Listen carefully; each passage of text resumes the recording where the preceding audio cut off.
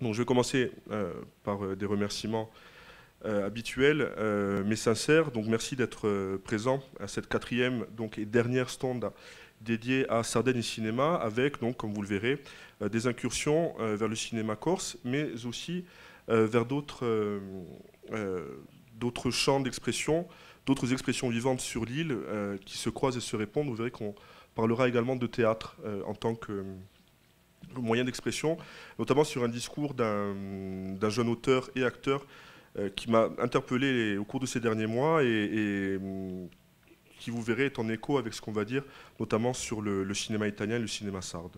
Donc, pour ce quatrième et dernier volet, il sera question de la langue du cinéma sarde, mais la langue, c'est déjà une caricature, puisqu'on devrait plutôt parler des langues du cinéma sarde. Évidemment, on en reparlera un peu plus tard. Et avant tout, et par honnêteté intellectuelle, et puisque nous allons parler de langue, je sais qu'il y a dans cette assistance des linguistes, des sociolinguistes, donc je vais mettre les mains en avant, comme on dit en italien, et prendre quelques précautions. Je précise que je ne suis pas un linguiste ou un sociolinguiste au sens premier du terme.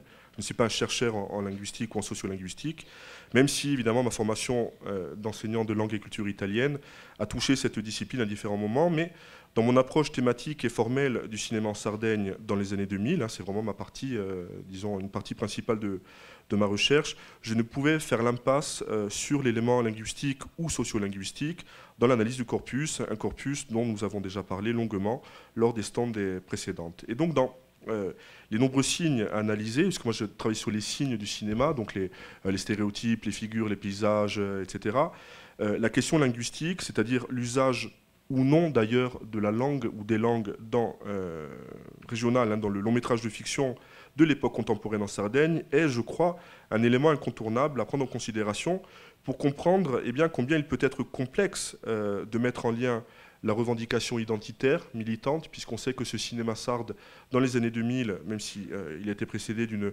première vague, je dirais, est un élément de réappropriation de la culture, comme on a eu un riacuiste dans certains domaines en Corse.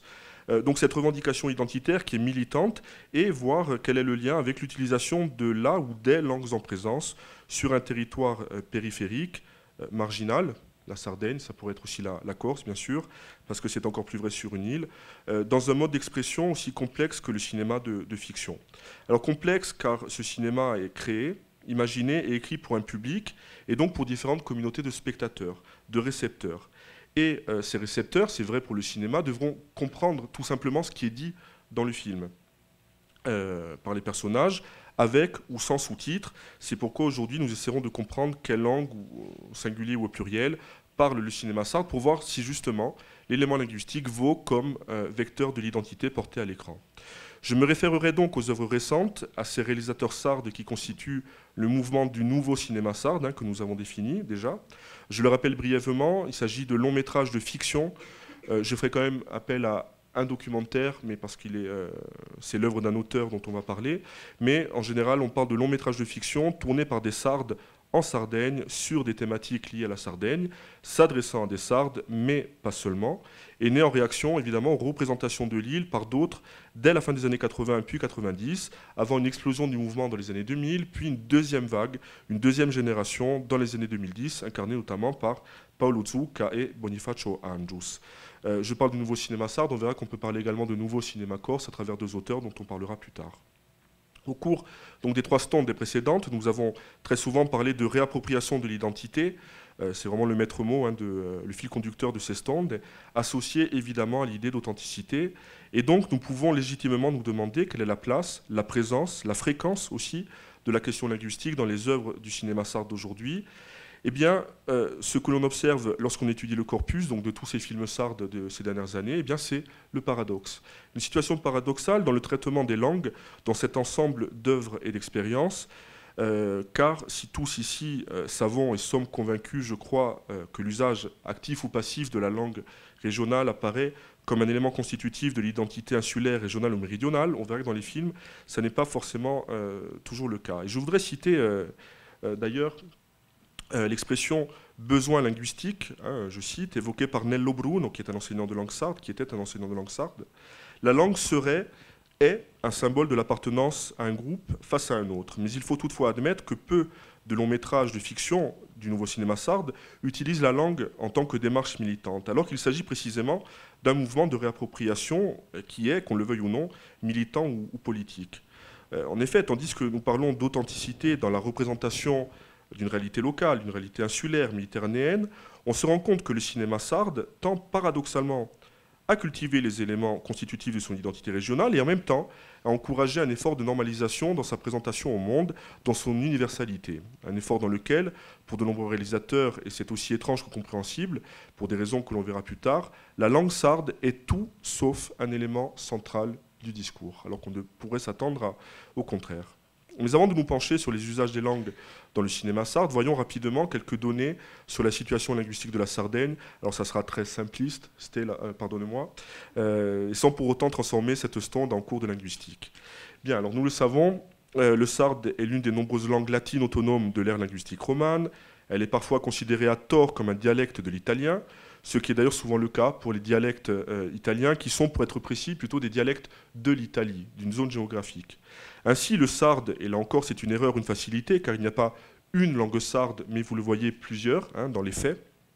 C'est donc une langue à part entière provenant du latin et non de l'italien standard, qui est lui-même une variante du toscan, et son évolution s'est faite indépendamment des autres langues de l'Italie actuelle, le napolitain, le sicilien, etc. Comme on le sait, l'usage des langues régionales est répandu en Italie, et celle-ci cohabite relativement sans difficulté avec l'italien standard, car le locuteur maîtrise très souvent les deux langues en présence. Donc la langue italienne, qui est la langue de l'unité, c'est la langue que l'on parle du nord au sud de l'Italie et dans les îles, c'est la langue des médias par exemple, et le dialecte. Et donc le parler régional, les parlers régionaux sont néanmoins considérés comme des langues minoritaires vis-à-vis de l'italien moderne, dont le rôle, je l'ai dit, a été d'offrir une unité à un pays qui n'existe finalement que depuis un siècle et demi. La langue sarde est, comme d'autres idiomes régionaux de l'Italie, encore très présente, surtout dans les régions les plus reculées de l'île. Alors la position périphérique de la Sardaigne, sa configuration géographique et les longues périodes d'occupation étrangère qu'elle a subies ont sans doute contribué à l'affirmation d'une langue autonome. Cependant, dire que la Sardaigne ne compte qu'une langue serait une aberration. En effet, le sarde se partage en deux grandes variétés principales, le logudorese ou logudorien, du nom de la partie centrale de la Sardaigne septentrionale, et le campidanese de la plaine qui s'étend du golfe de Cagliari au sud jusqu'à Oristano, eux-mêmes déclinés en plusieurs sous-dialectes correspondant à différentes villes ou régions. D'autres langues sont attestées et parlées dans les grandes zones de l'île que sont la Barbagia, où l'on parle le barbaricino, ou le nuorese, de la région de Nuoro, la gallura, évidemment, qu'on connaît bien, qui est tout au nord de la Sardaigne, et dont le parler ressemble à s'y méprendre au sarthenais, au corse que l'on parle chez moi à Porto Vecchio, par exemple, dont l'idiome régional, bien sûr, est le gallurese ou gallurien, influencé par la langue corse et le génois, et la région de Sassari, où l'usage du sassarese ou sassare est attesté. La langue sarde également, c'est un point qu'il faut garder en tête, est une langue qui est pratiquée à l'oral. Elle est souvent décrite comme la langue de la transmission orale. Elle reste de facto fragile car cet usage limité discrédite son statut de langue. Mais il convient à ce stade de s'interroger sur la terminologie. Quelle est la distinction entre une langue et un dialecte? Cela implique souvent une différence de prestige liée à l'ère géographique d'usage de l'idiome, à sa dimension littéraire ou à sa valeur politique. La différence souvent opérée entre les deux termes tient souvent à la reconnaissance politique. En d'autres termes, une langue serait en quelque sorte un dialecte qui a politiquement réussi. Ces questions autour de la reconnaissance du dialecte comme langue officielle a occupé l'espace public en Sardaigne, aussi par rapport à la Corse, avec des tentatives de résistance face à la désardisation linguistique des Sardes, née dans les milieux intellectuels grâce notamment aux travaux d'universitaires sur la langue sarde et les dialectes. Et dès les années 70, la nécessité de sauvegarder la langue à travers sa reconnaissance juridique s'est affirmée.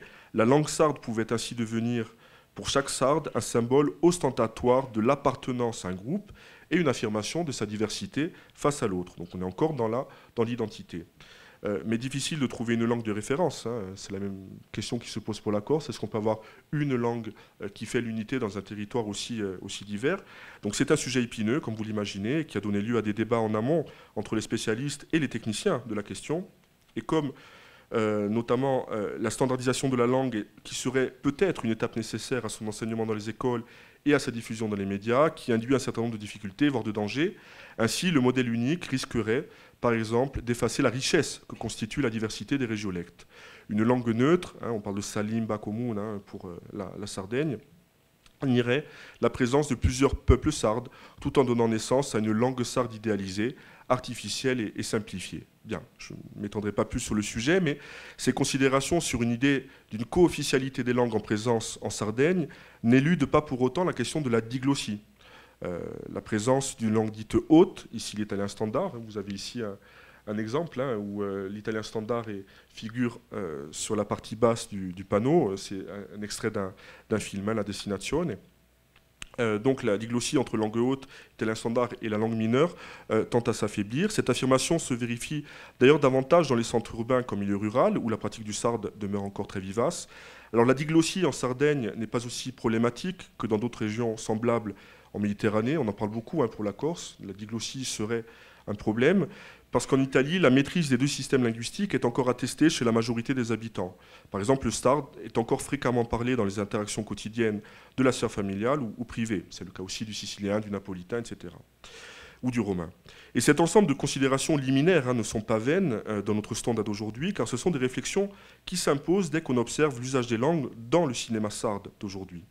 Je le disais plus tôt, il s'agit d'une question complexe, car les problématiques sont nombreuses, elles sont diverses, on les verra, car les films des deux générations du nouveau cinéma sarde sont caractérisés par une régionalité qui s'exprime en différentes langues. Vous verrez dans les extraits que je vais diffuser juste après, on a, disons, 3 systèmes. Vous verrez qu'il y a des films qui sont en italien standard, alors qu'on est censé mettre en avant l'idée d'une représentation authentique. D'autres films exploitent la langue sarde et ses variantes locales et, disons, des touches de sardité dans un parler familier. Donc je vous propose quelques extraits avant de démarrer pour bien comprendre, et je vais vous demander d'essayer de repérer quels sont les éléments de la langue sarde qui sont présents dans ces 4 extraits très courts que je vais vous diffuser. Alors on va commencer par Disamistad, et donc c'est le premier film de la réappropriation. Donc ça veut dire que, imaginez que tous les films qui ont parlé de la Sardaigne avant étaient en quelque sorte une façon de déposséder les Sardes de leur propre culture. Donc des réalisateurs se sont dit, on va faire des films sur la vraie Sardaigne, celle qu'on connaît, celle qu'on veut montrer au public.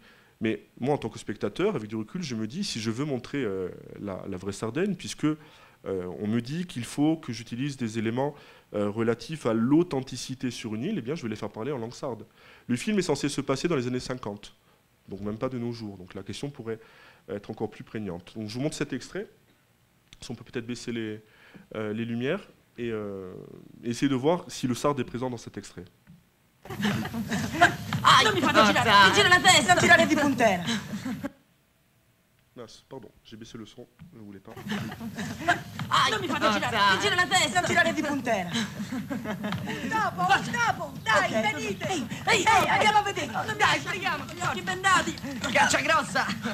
Prendiamolo. Sei buono, manco a pigliare una lucetta. Infila qui dentro. Sì, lo prendiamo. Dove? Qui, in mezzo al sasso. Aspetta. Voglio vedere come fa a scappare. Non ci arrivo.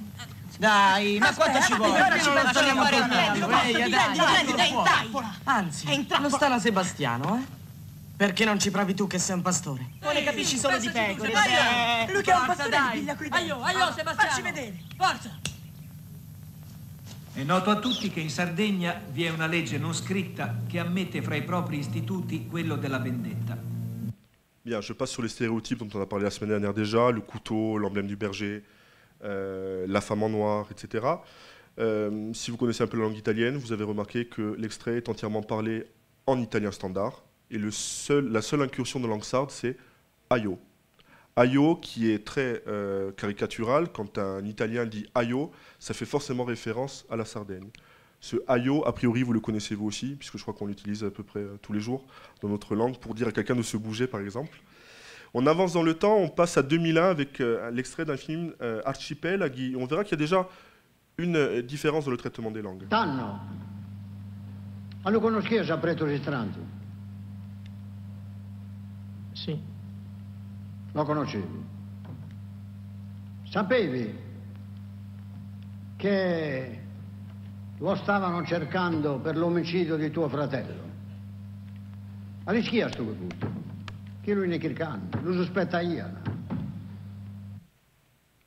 Alors, si vous n'avez pas tout compris, c'est normal, puisque le film est parlé à la fois en langue sarde. Alors, ici, ce sont des sous-titres anglais, mais c'est sous-titré également dans la version originale.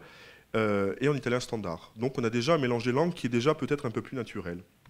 Troisième extrait que je voudrais vous montrer, on est alors en 2008, on reparlera de ces films comme Sonetta ou là notamment. Je vais juste essayer de ne pas me battre avec la technique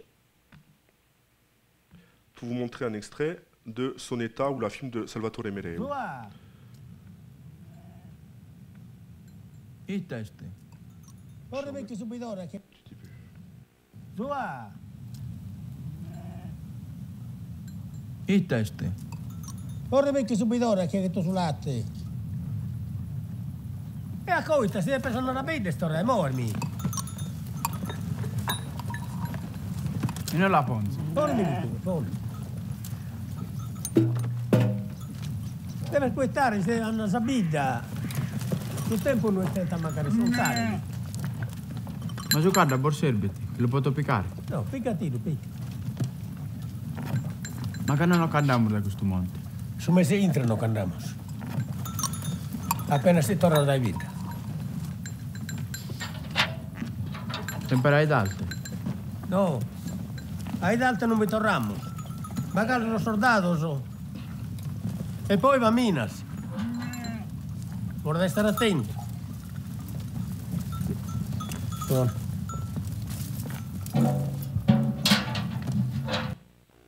Bien, donc si vous avez compris ce qui se dit, c'est que vous êtes sarde.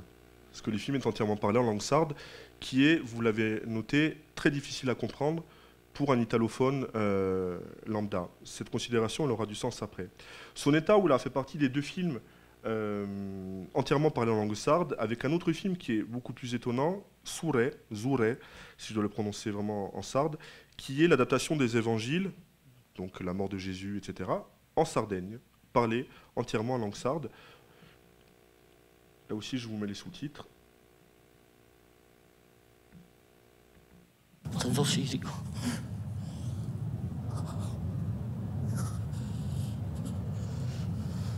Senso fisico.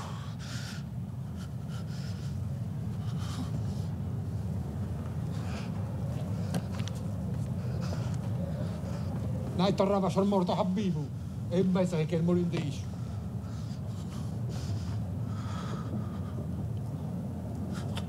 Miten te nuhitsi? Näin sana vähän soppa.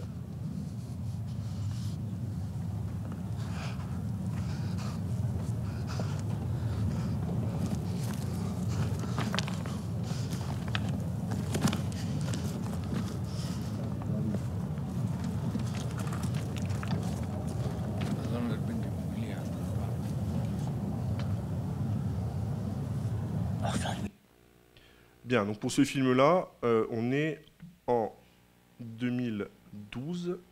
Je vais à mon PowerPoint. Ok. Donc on est en 2012. Donc vous pouvez voir que entre le premier film, le premier extrait que je vous ai montré, 88 et 2012, il y a une chronologie dans l'usage des langues du nouveau cinéma sarde, des débuts timorés de certains réalisateurs à l'usage privé de complexe, du sarde sous-titré en italien, c'est important, dans certains films plus récents ou dans des œuvres presque entièrement parlées en langue au pluriel de Sardaigne.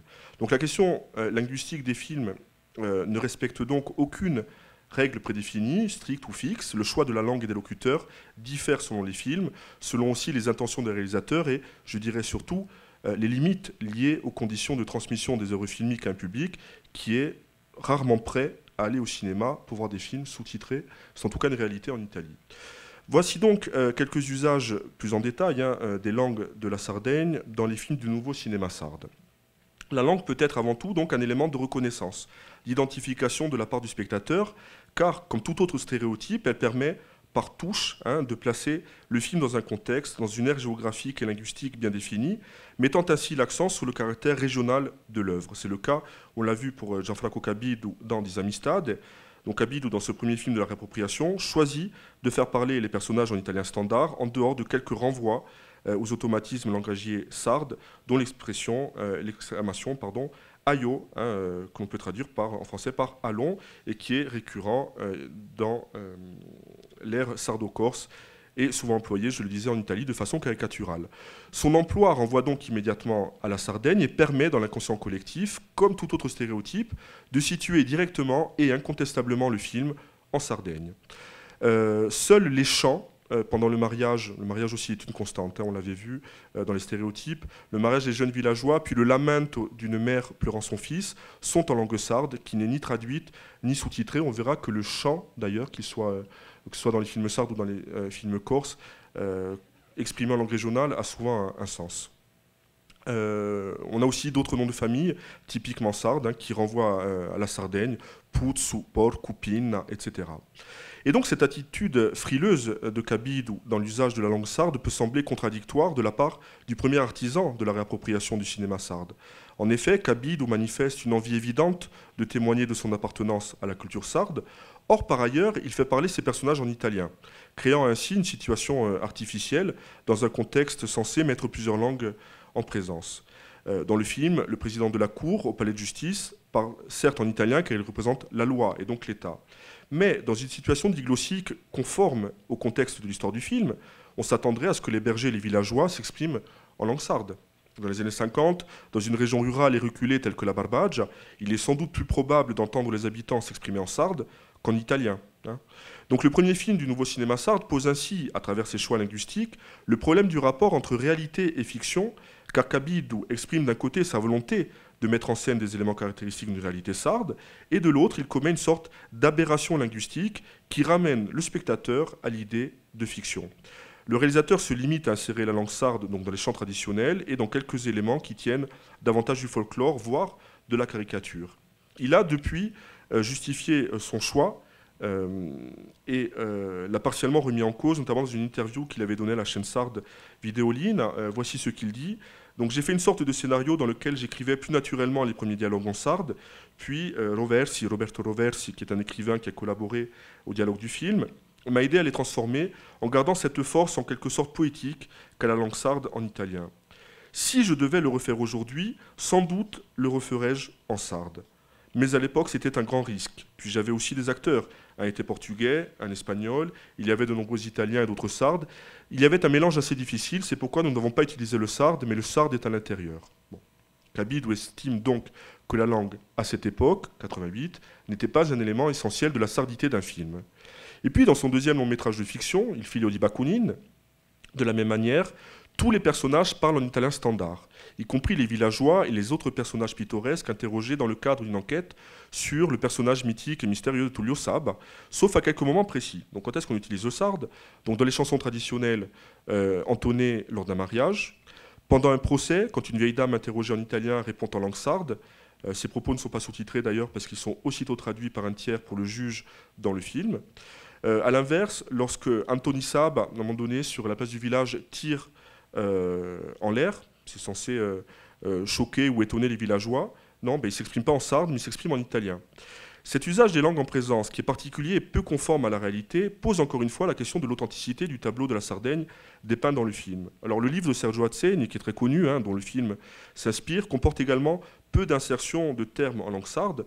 Dans le livre, seuls 6 mots en sarde de la région du Campidano, hein, donc au sud-ouest de l'île, toujours expliqués en italien en note en bas de page, ponctuent les témoignages rapportés en italien standard. Là encore, cet usage des langues permet à la fois la compréhension de la part du lecteur, et donc la diffusion du roman en Italie, et l'ancrage du récit dans une aire géographique et linguistique précise. Toutefois, en avançant dans le temps, la problématique de l'usage et des fonctions des langues en présence dans l'île devient une source de questionnement pour Gianfranco Cabide.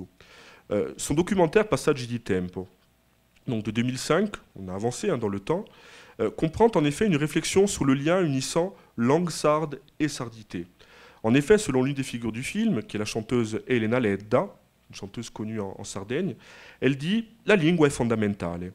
Et puis sur la scène du spectacle Sono se memoria, le film suit les musiciens qui font partie de cette aventure musicale, eh bien, Elena Ledda chante naturellement en sarde, tout comme les membres du chœur de Santo Lussurgiu, qui pratiquent l'art de la polyphonie, caractéristique évidemment de l'île. Et dans le film, ces derniers s'expriment en italien ou en langue sarde sous-titrée dans la version italienne, par choix et ou de façon naturelle. De la même façon, le musicien Paolo Fresu déclame un texte en langue sarde quand il cueille du raisin, renforçant ainsi sans doute le rapport intime à sa propre terre. La langue sarde semble aussi être liée à la pratique du chant et à la transmission orale, cette transmission qui se fait dans des situations de vie quotidienne quand Elena Led, vous le voyez ici, donc qui est une chanteuse sarde, fredonne dans son salon une comptine en langue sarde avec sa fille. La langue régionale fait partie du patrimoine, c'est ce que nous dit le film. Elle est un élément affirmé de la sardité, mais elle est fragile et peut se perdre. C'est pourquoi le père de Paolo Fresu, qui est un trompettiste très connu, qui a également joué en Corse, du côté de la Balagne, le père de Paolo Fresu s'efforce de transmettre à son fils des mots oubliés du lexique sarde. Rafaranos pour preoccupazioni, lioria pour poche cose. Et je vous propose de regarder un joli extrait qui reflète véritablement la nécessité de sauvegarder des fragments de mémoire. Donc un extrait de Passaggi di Tempo. Fagano, stai grande? Preoccupazione, pensamento.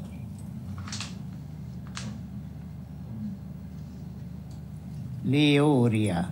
Lioria. Lioria. I test Lioria. Rimasuglio, poca cosa, insomma. E per esempio una frase con questa parola? Non barra stato Lioria, non barra stato nulla.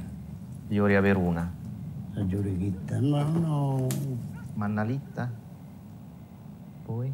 Questa sardità è difficile in qualche modo da raccontare, ma forse è difficile da raccontare proprio perché non c'è niente da dire. Cioè essere sardi significa essere semplicemente qualcosa che ci appartiene perché l'abbiamo sempre vissuta, perché ci hanno insegnato questo da piccoli e da grandi ce la portiamo appresso senza dover in qualche modo nasconderla né tantomeno doverla declamare. Donc vous voyez cette idée de la transmission qui est une belle idée. Et je rappelle d'ailleurs que c'est bien Gianfranco Cabide qui affirmait dans une interview une très jolie phrase « Chaque vieillard qui meurt en Sardaigne est une bibliothèque qui ferme. Nous avons le devoir de fixer en image quelque chose qui puisse rester pour les générations futures. » C'est un peu ce qui est montré dans cette séquence que je vous ai diffusée. Donc on voit dans l'évolution de la filmographie de Gianfranco Cabide l'installation progressive d'une réflexion sur la langue comme élément de revendication identitaire. Mais l'évolution de la réflexion de Gianfranco Cabide sur la langue n'est pas forcément positive. L'un des exemples serait celui du berger Antioco dans le film La Stoffa dei Sogni en 2016. Antioco, le personnage, est une sorte d'exemplaire sarde présent depuis toujours sur l'île-prison de l'Asinara et il s'exprime dans une langue qui est sans doute un sarde archaïque que lui seul comprend et rend difficile tout contact avec l'autre. On passe à notre réalisateur, Salvatore Mereu, qui est l'autre grand réalisateur connu, puisqu'il avait obtenu d'ailleurs un David di Donatello, qui est l'équivalent du César italien pour le film Ballo a tre passi. Alors Salvatore Mereu adapte l'usage de la langue au contexte, et sans doute donc de façon plus authentique. Par exemple, dans ses films, les villageois s'expriment en sarde, tandis que l'italien standard est employé en ville. Alors ici, l'usage des langues renvoie à une réalité sociale et économique, et donc donne peut-être plus de réalisme au film. En outre, l'image de la distance linguistique et culturelle qui s'est formée entre les zones rurales de l'intérieur et la Sardaigne touristico-balnéaire s'affirme dans le deuxième épisode du film Ballo a tre passi. Donc on a Michele, que vous avez ici, à gauche, est un berger qui vend du fromage notamment à des paillotes au bord de la mer. Lui, il parle en langue sarde. Il parle en langue sarde à Massimo, qui est le propriétaire de cet établissement balnéaire en Sardaigne. Et Massimo fait semblant de ne pas comprendre. Et dit aussitôt « Che lingua è quella? Parliamo italiano ». L'italien standard, vous le voyez, serait donc devenu avec le tourisme la langue de la réalité économique de la Sardaigne, loin d'une pratique archaïque de la langue régionale comprise seulement par les gens du coin. Le traitement de la langue dans les films semble donc naître de la prise en considération des pratiques linguistiques réelles et donc de l'alternance entre langue régionale et langue standard dans une situation diglossique non conflictuelle. Ainsi, la langue régionale serait celle de la transmission, de la communication directe et affectée. Elle serait admise communément comme la langue du cœur, facilitant les confidences face à une norme standardisée plus froide et artificielle pour les locuteurs natifs des zones à l'identité régionale fortement marquée comme la Sardaigne. La Destinazione de Piero Sanna multiplie les exemples à ce sujet. Ainsi, dès le début du film, Costantino et son grand-père discutent en italien. Puis, quand le discours se fait plus grave et concerne l'avenir du jeune homme, le grand-père a naturellement recours au sarde, qui est sous-titré d'ailleurs dans le film. Et il lui dit « Spero che tu abbia miglior fortuna, Costantino », j'espère que tu auras une plus grande chance. Donc si le propos est moins neutre et se transforme en conseil avisé d'un ancien ou plus jeune, eh bien il est dit en langue régionale. De la même façon, Costantino parle en sarde avec son père, tout comme les habitantes du village quand elles discutent entre elles. Le sarde est donc la langue de la communauté. puisque tous les villageois parlent sarde entre eux, au sein des familles, entre amis. L'intégration dans le film passe par la langue. Et c'est une épreuve difficile pour celui qui n'en maîtrise pas les codes. La langue régionale lie donc le groupe face à l'autre, face à celui qui ne comprend pas. Par exemple, Constantine, on n'hésite pas à parler en langue sarde quand il ne veut pas se faire comprendre par son ami Emilio, qui lui ne comprend pas la langue. Dans la destination, on est toujours, lors d'une homélie s'adressant au maire de la communauté villageoise pendant la cérémonie de Sisgravamento, le curé s'exprime dans la variante logudorienne, de la région centre-nord de l'île du Sarde, pour mieux transmettre son message aux fidèles. Car la langue régionale est celle de la confiance que l'on accorde à l'interlocuteur, et elle invite à la familiarité. Souvent, dans la destination, les personnages sortent du rôle social qui leur est attribué et s'affranchissent des règles imposées par la diglossie. Ainsi, les carabiniers ont recours à la langue sarde pour faire tomber, en quelque sorte, une barrière de la langue virtuelle qui les sépare des villageois pour gagner leur confiance. Un des carabiniers, par exemple, demande en sarde à la sœur de Francesco de se rendre à la Sardaigne.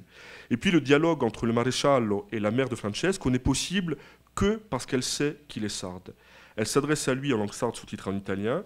Elle lui dit « Vous êtes sarde, alors vous me comprenez. Bien sûr que je vous comprends. » Donc c'est un peu ce qui brise la loi de l'omerta. La compréhension renvoie à la fois au langage et à des éléments plus abstraits, l'origine commune, l'appartenance au même groupe, facilitant l'intercompréhension. De la même manière, lorsque le maréchal se rend chez la mère de Francesco pour lui rapporter les effets personnels de son mari, il l'invite à faire parler son fils. Elle ne dit rien, elle ne réagit pas. Et pour qu'elle comprenne mieux, il s'adresse à elle en sarde. Peut-être, sans doute, la touchera-t-il plus facilement.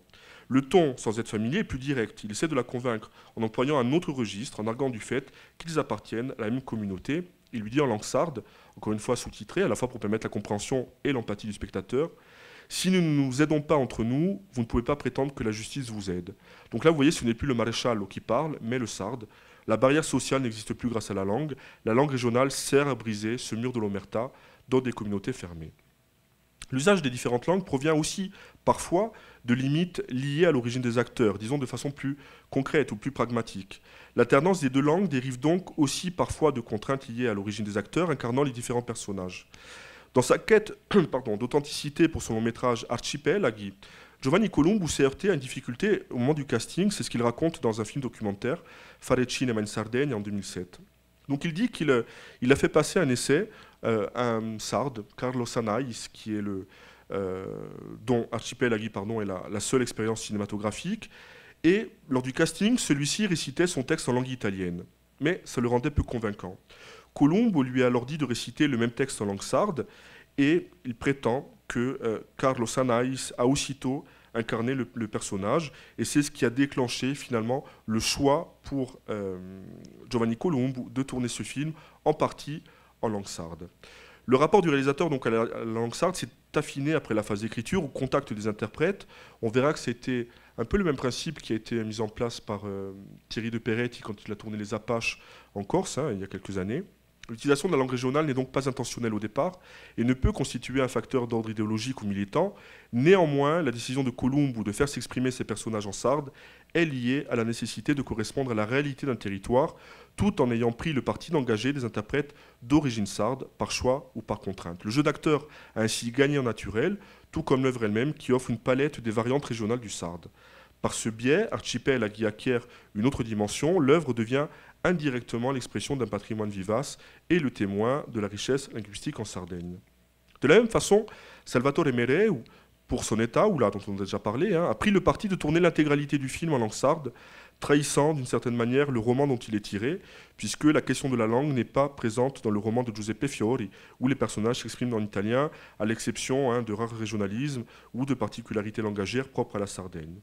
Alors là encore, la décision a été dictée par la volonté de correspondre à une réalité linguistique, comme le déclarait Salvatore Mereu en 2008, lors de la présentation de son film Aozieri en Sardaigne. Il dit « La langue sarde est un choix non automatique, difficile mais nécessaire, surtout à cause d'un devoir d'honnêteté et de respect envers le public qui a le droit de vivre une histoire vraie. Nous avons voulu représenter une Sardaigne authentique, également pour rendre justice à une terre qui a été représentée au cinéma, parfois de façon déformée. » Salvatore Mereu, en choisissant donc certains acteurs non professionnels et en les faisant parler dans leur langue naturelle, a privilégié l'aspect authentique de son œuvre. Toutefois, que la langue régionale soit présente seulement dans quelques mots ou bien parlée dans tout le film, cela peut constituer une limite à l'accessibilité de l'œuvre, car il est difficile pour un réalisateur de trouver le bon équilibre entre quelques références dont dispose le spectateur. Il faut savoir que le spectateur ne connaît pas forcément la langue sarde, au contraire du romain, du napolitain ou du sicilien qui ont été bien plus présents dans le cinéma italien. La différence aussi avec les intentions de l'auteur en tant qu'artiste et les limites imposées par la production et surtout la distribution. Alors si les premiers réalisateurs sardes on peut utiliser la langue régionale, les auteurs arrivaient par la suite, Sana en partie, on l'a vu, Columbu et Mereu, de façon sans doute plus affirmée, ont osé choisir la langue sarde comme langue autre, totalement différente et incompréhensible par une grande partie du public. Et ainsi, les sous-titres sont nécessaires, et c'est un choix courageux car la diffusion d'un film sous-titré dans le circuit commercial italien est très souvent problématique, plus qu'à l'étranger, et condamne presque de facto et sauf exception une exploitation sereine du film en salle. Voilà donc le problème. Faut-il privilégier le caractère identitaire marqué par un choix linguistique audacieux, ou bien est-il préférable d'assurer une diffusion plus large en se conformant aux habitudes du public ? Tourner ou doubler un film sarde en langue italienne enlèverait sans doute une partie du caractère identitaire de l'œuvre, mais c'est sans doute le prix à payer pour lui assurer une diffusion plus large. Et c'est sans doute ce qu'a compris Paolo Zucca avec L'Uomo che comprò la luna, donc un film de 2018, qui est la comédie de la deuxième génération du nouveau cinéma sarde, qui a obtenu un joli succès aussi en Italie continentale. Dans le film, la langue sarde, considérée comme un élément essentiel de l'essere sardo, et que le personnage devra comprendre pour accomplir sa mission en Sardaigne, au-delà d'un timide « eia », ça veut dire « oui » en sarde, prononcé au début du film, est présente à certains moments précis du film.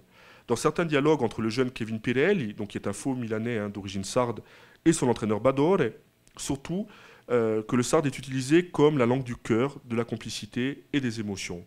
C'est aussi, à nouveau, la langue de la communauté, de l'intégration dans le village sarde, où compte comme langue aussi les silences, les regards et les gestes. Elle est aussi un élément culturel, comme dans un chant polyphonique entonné au bar, et puis elle est utilisée dans des buts bien précis, dans des moments spécifiques, et Paolo Zucca semble avoir trouvé un juste milieu, una via di mezzo, dans l'utilisation juste ou raisonnée de la langue sarde dans un film parlé en italien standard et destiné à une communauté large de spectateurs au-delà de la Sardaigne. Je voudrais délaisser maintenant le cinéma sarde, qu'on a exploité dans son ensemble, pour poursuivre le voyage jusqu'en Corse, comme nous l'avons fait à chaque fois dans ces stands, pour évoquer ce continuum, conscient ou non, d'une île à l'autre, et évoquer la question des langues dans ce que nous avons défini nouveau cinéma corse. Une Corse, là encore, périphérique, marginale, marquée dans sa culture, dans ses lieux, dans sa langue, et nous nous appuierons sur deux auteurs corses et deux traitements différents de la langue, selon le cas. Il s'agit de Thierry de Peretti et de Renato Frassati, dont les films de fiction traitent de façon très différente les problématiques liées à l'identité d'une île. Ils proposent en effet deux approches de la culture corse.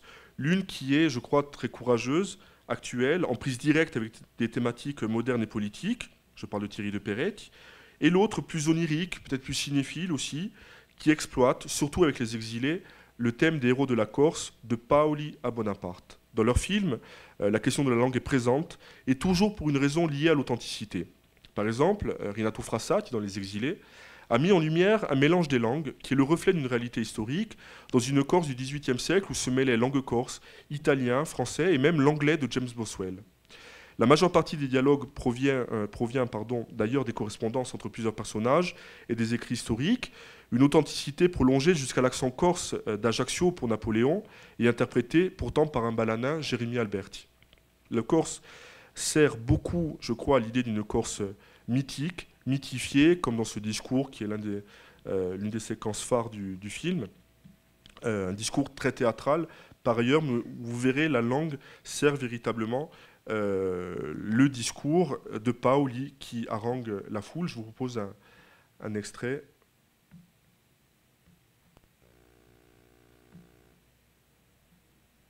Qui en général provoque un certain engouement dans les salles où le film est diffusé. Corsi, cari e generosi compatrioti, valorosa gioventù, la libertà, la battaglia delle nostre vite. Se la stessi dessimo brama e libertà per acquistarla, tanto tutto ognuno è vorrebbe ore. Ma per puoi acquistare su juelo così prezioso. Ma bisogna non avere tu. E un coraggio. Avrà un caccia a tutti i guai. Eccoci chi ha qua. La nostra libertà è quella che abbiamo avuto nostro va a conquistare, la nostra libertà. In pericolo. E quello è giunto un momento il più critico della nostra storia. Sulla givemo a combattere i pericoli che ci assaltano oggi. Chi ne sarà domani della nostra reputazione? Chi ne sarà domani della nostra sovranità? Ci costringe a misurare la nostra era contro quelle di francesi. Usò il re Luigi XV a patteggiare con la Repubblica ai geni per sottomettere un popolo libero e ardito.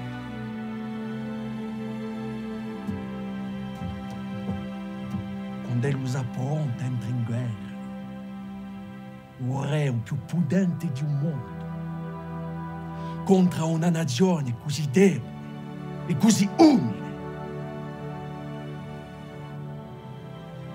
Ferma un nostro coraggio e solo la speranza.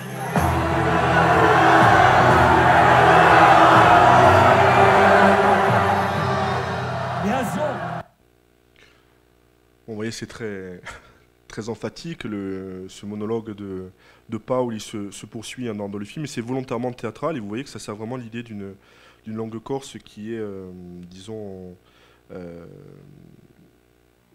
mythique, mythifiée, hein, comme je le disais précédemment.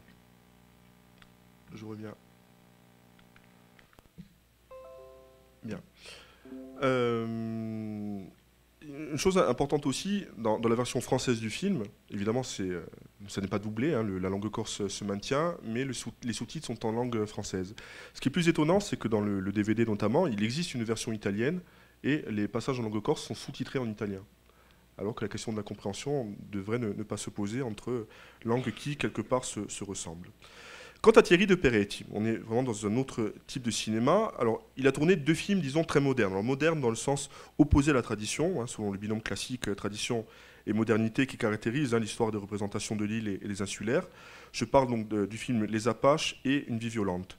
Donc, c'est un cinéma lié au réel, lié à la Corse, lié à la réalité politique, sociologique, culturelle, un cinéma qui est lié à son époque et pour lequel de Peretti dit qu'il est indispensable de montrer ce qui n'a pas été montré. Pour montrer justement ce réel, de Peretti a utilisé comme élément d'authenticité une langue qui évoque aussi la réalité d'un lieu, d'un moment, d'une culture, une réalité liée au choix de faire participer les acteurs du réel, des gens pris dans la rue et avec qui il a réécrit les dialogues. C'est ainsi qu'il a travaillé pour notamment les Apaches, hein, qui emploient de nombreux acteurs dits non professionnels. Ainsi, le jeu a quelque chose de naturel, comme le film lui-même. Alors dans les Apaches, les jeunes parlent une langue de la rue, hein, avec une certaine vulgarité d'ailleurs.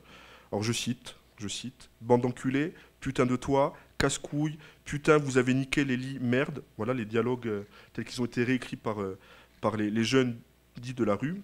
Et dans Une vie violente, « Et ça va, t'as cassé ou t'as pas cassé? T'as vu, de quoi ?» Bon, c'est une expression qu'on a l'habitude d'entendre parmi nos jeunes. Mais l'aspect le plus intéressant est sans doute l'utilisation du franc-corse, ou franc-corse, ou français régional de Corse, comme aime à le dire le professeur Diego Moutière.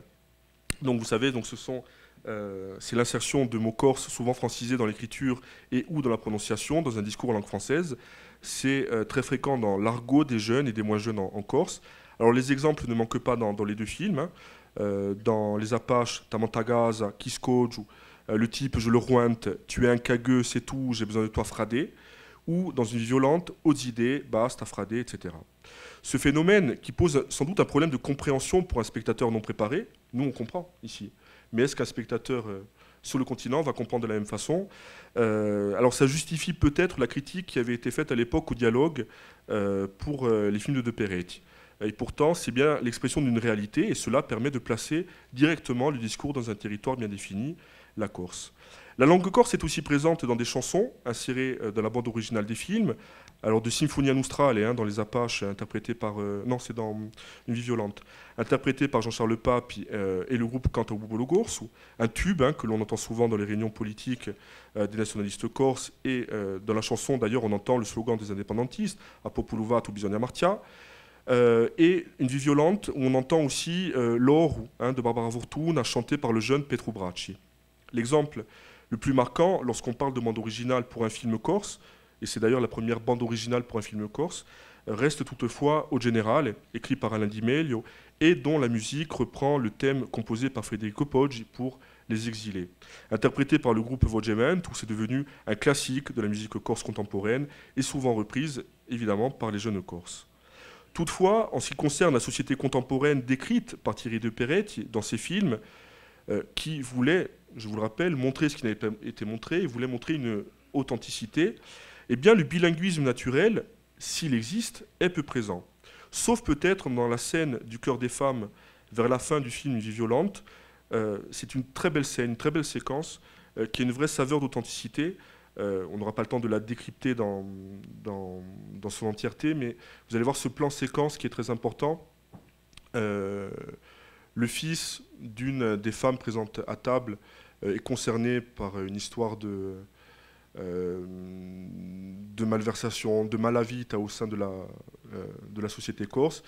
Il s'est frotté à des poissons sans doute plus gros que lui, et donc il doit essayer de s'en sortir d'une manière ou d'une autre, peut-être en se cachant. Et c'est ce qui est dit dans cette séquence-là, qui est absolument, je crois, magnifique. Donc je vous montre cette séquence, qui n'est pas sous-titrée d'ailleurs dans la version originale.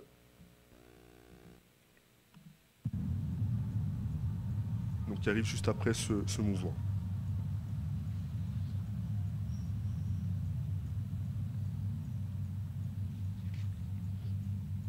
Pierre, je me rappelle bien même, ça m'a fait de la peine. Hein. Je me souviens où j'étais quand on me l'a dit. C'est la veille, je prenais un café avec lui. Il est venu à la maison. Ouais. C'était en plein boulevard Paoli, à 7h du soir, vous vous rappelez? Ah oui, c'est plein mois d'août. Les journées sont plus longues en août. Il y avait des bruits d'hélicoptères, on entendait les hélicos. Partout. Et le petit Laurent, ouais, l'enfer. Ils sont tombés à 8 sur lui, ils lui ont laissé aucune chance, le pauvre. Pourtant, il ne payait pas de mine, lui. Non. Il ne payait pas de mine, mais dans les affaires, il était jusqu'au cou. Mais il ne faut pas croire que ça arrive toujours par hasard. Ça n'arrive jamais par hasard. Ouais, mais quand même, c'est malheureux. Ah oui, ça c'est sûr. Mais attends, tu manges pas. Ils veulent faire des voyous, ils veulent de l'argent facile. Après, il ne faut pas s'étonner. Pour un qui réussit dans le milieu, combien il y en a qui oui, c'est sûr que c'est sélectif. Alors, hein. Rien qu'à Bastia, tous les jeunes qui sont tués depuis 2 ans, quoi? Putain, moi je sais pas sans compter comme ça, sans réfléchir, tu en comptes 12, 15, et j'en oublie. Ça c'est pas nouveau, ça a toujours été. Hein. Moi la plupart de ceux qui étaient avec moi dans ma classe au lycée, ils sont morts. Ils ont été assassinés. Tu leur portes chance, toi. Je trouve que le trèfle à 4 feuilles. Ils se sont retrouvés, tu sais, ils ont été mêlés à des affaires, de voyous, de drogue, trafic d'armes, la politique, on est Barlem. Pourtant, ils étaient dans de familles bien, respectées et tout. Ils se sont fait avoir. Je peux me casser une dent. Ça veut rien dire. Hein. Pourtant, certains, ils n'avaient pas la tête de l'emploi. Hein. Ça veut rien dire, la tête de l'emploi. Personne ne l'a. Alors, personne.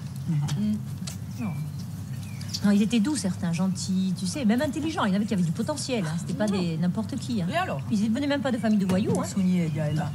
Tout petit, Isofati Domba. Il ne va pas leur chercher des excuses. Et toi, tu cherches toujours le destin, le karma. Désolé, hein. Mais quand tu veux travailler, quand tu ne veux pas travailler, que tu veux gagner de l'argent comme ça facilement, que tu veux te payer les belles affaires, les belles bagnoles, descendre dans la rue et faire peur à tout le monde, voir toutes les filles à leurs bottes. Désolé. C'est pas que ça. C'est pas que ça et pas tous. C'est pas tous comme ça. Non, tu sais quoi, ils voulaient se faire connaître. Bon, se faire connaître, hein. Ah oui. Il y avait des gars qui ils ont battu tout il Schéma classique. Ouais, non.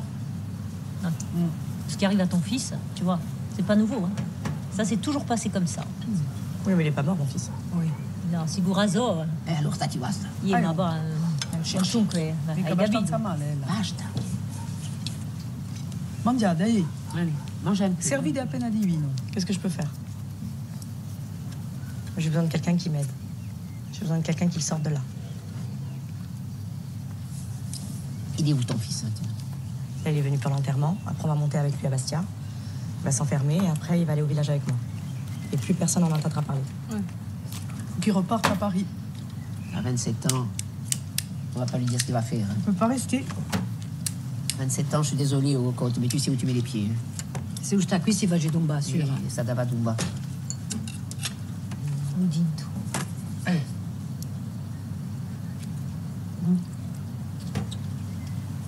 Toi, tu ferais quoi? Moi, je vais te dire, ton fils, il aurait jamais dû s'embarquer avec ses équipes. Sta assente. A regola, che a regola, se a fa con elle, un po' mica sta. Mais écoutez-moi, il n'a pas une petite copine ou quelque chose à la zone. Copine Ça va, folle. ça. Et alors? Et alors, je cherche une solution, la pauvre. Mais elle, regardez, elle est désespérée, la pauvre. Regarde-la. Attends. Une petite copine, des fois, c'est quelqu'un qui te tire. Et si c'est pas une femme qui fait ça, qui c'est? On le sait que les petites copines des voyous n'ont pas de cerveau. Hey, regarde-toi. Salope. Une pute, là, mais... Alors, tu les as tous à ta botte, tu couches avec tout le monde. Tu peux bien parler pour elle, non? Bon, allez, tais-toi, on est chez Oh, mon fils, il est rien, il ne représente plus rien. Oui, mais elle te l'a dit, Valérie, le sang. La règle, c'est la règle. Bien. Oui, c'est une séquence assez intéressante parce que je crois que c'est celle qui témoigne le mieux de cette cohabitation entre les langues en présence. Après, on peut aussi s'interroger sur le contraste qu'il y a entre ces femmes qui parlent d'un sujet qui est quand même très grave, autour d'un plat de langouste, avec de la magagne, qui fait aussi partie des codes culturels en Corse. Hein. Bien. Donc vous voyez qu'on a là sans doute l'aspect le plus naturel qui concerne la Corse, donc une situation diglossique différente vis-à-vis de la Sardaigne et peut-être plus problématique parfois, une question complexe et difficile à gérer malgré, vous le savez, les nombreuses tentatives au niveau politique, institutionnel, éducatif, universitaire, associatif, etc. Et comme je vous avais promis d'aborder d'autres terrains médiatiques, artistiques, etc., tout ceci nous conduit au texte d'une pièce de théâtre écrite en 2018 et jouée en 2019 en Corse, signée Alessandro Peccini, jeune acteur, metteur en scène de théâtre et de cinéma, Être et avoir l'air, soit Être et avoir l'air corse. Si vous n'avez pas vu, je vous invite à vraiment aller voir cette pièce qui est édifiante et qui dit beaucoup de ce que nous sommes, nous, en Corse. Une pièce qui appartient d'ailleurs à un mouvement non déclaré, mais plus large sur la Corse, et les problèmes liés, encore une fois, à l'identité. Alors la trame de la pièce, c'est la constitution du casting de la troupe pour un film sur l'histoire de Pascal Paoli, encore lui. Le discours du personnage, qui est l'alter ego d'Alessandro Peccini, est édifiant et en dit long sur le rapport à la langue corse. Il en dit long sur le paradoxe de la revendication politique et populaire et une triste réalité. Et je vous propose de regarder un extrait.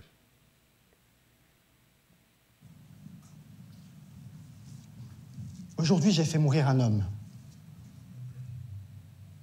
C'est super. Et maintenant, si tu veux bien, on va faire le texte, mais en Corse. Ah, oula. Reste dans l'énergie, s'il te plaît. Alors, mon agent m'a envoyé le texte. Elle m'a bien envoyé les deux versions, mais elle m'a dit pour demain... C'est pas grave, on improvise. Quoi, qu'est-ce qu'il y a? Tu parles pas corse, Alexandre?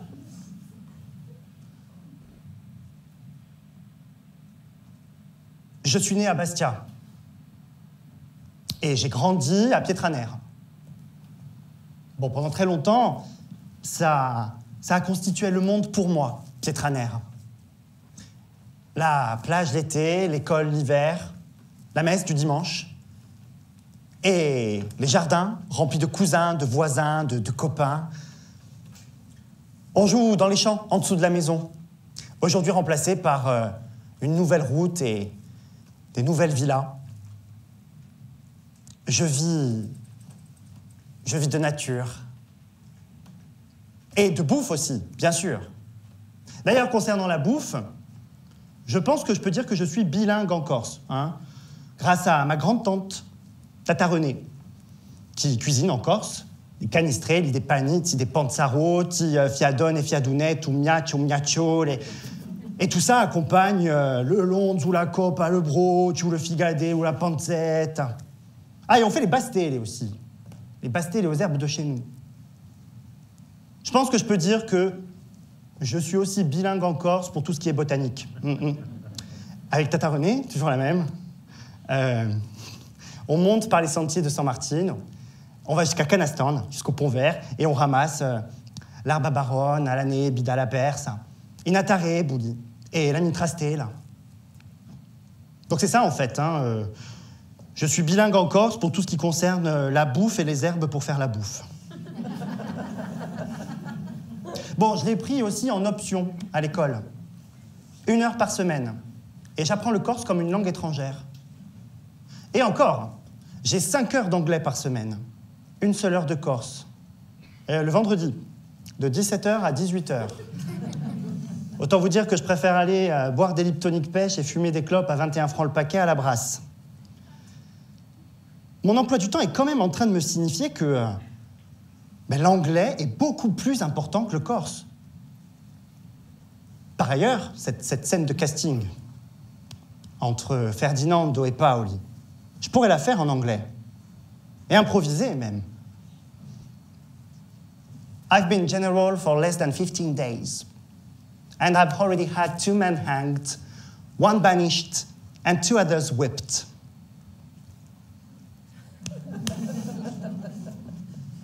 Ça fait Game of Thrones, hein. Bon, les Américains, quand je parle comme ça, ils rigolent bien, hein. Ils me prennent pour un British snob. Et les British rigolent bien aussi. Eux, ils me prennent pour un Écossais paysan qui vient du fin fond de la campagne. Ceci dit, les Français aussi rigolent beaucoup quand je parle français, avec mon accent corse. Décidément, à chaque fois que je parle, tout le monde rigole. Et les Corses. Ah ben, quand j'essaye de parler corse, là, ça se marre, hein. Puis ils aiment ça, les Corses, hein, la magagne. Bobo, taillade, taillade. C'est un petit stress, quand même. C'est un petit complexe. En fait, vous savez quoi? C'est même carrément frustrant de parler la langue de l'endroit où on est né comme une langue étrangère. Parce qu'on vous fait toujours sentir que quelque part, si vous ne parlez pas bien le corse, c'est que vous ne devez pas être complètement corse. Je fais souvent ce rêve absurde. Je suis invité... Bon, pour le rêve, il faudra regarder la pièce en entier. Et voilà ce qui va se dire plus tard dans la pièce. Je vais remettre un autre extrait qui est très bref. Donc ils sont censés tourner le film en langue corse, vous avez compris. Et voilà ce qui se dit.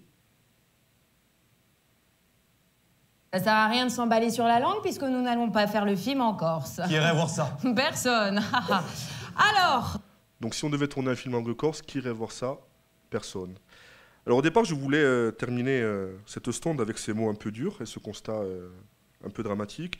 Et puis, comme je suis quelqu'un de quand même profondément positif, j'ai préféré conclure avec ce court monologue de Jérémy Albert qui à la fin de la pièce. Je vous propose de l'écouter avant de conclure. Per parlar francamente, su spettacolo mi ha impaurito assai.